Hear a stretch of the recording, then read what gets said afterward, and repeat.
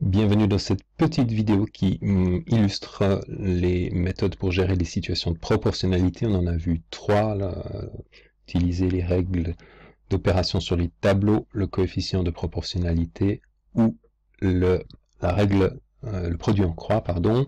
Donc ici, un petit problème. Pour réaliser une recette de crêpes, il faut 250 g de farine, 3 œufs et un demi-litre de lait. Combien faut-il d'œufs pour 750 g de farine?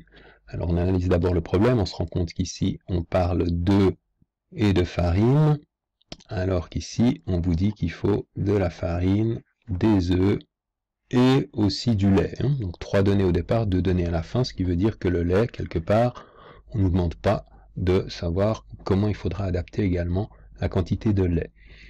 Alors, plusieurs façons pour traiter ce problème, mais la plus simple est probablement celle de reporter les choses. Donc on a 250 g de farine et on a 3 œufs.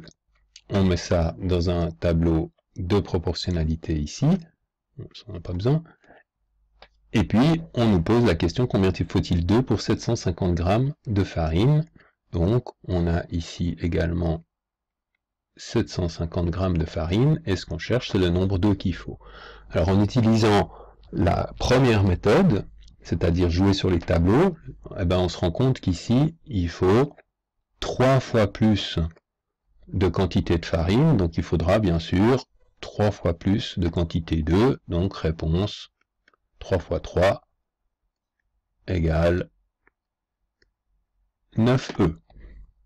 On peut aussi jouer avec le coefficient de proportionnalité, mais ici il n'est pas très agréable parce qu'il faudrait dire comment est-ce que je passe de 250 g à 3 œufs. Ben, en fait il faut 3 250e de 3 250 multiplié par 3 sur 250, donc il faut également multiplier par 3 sur 250 fois 750, ce qui fait 9 aussi.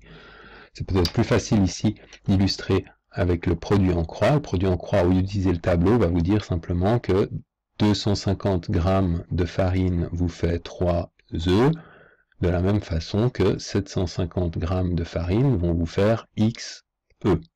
Produit en croix ensuite, donc X fois 250 égale 3 fois 750, puis X égale 3 fois 750 sur 250.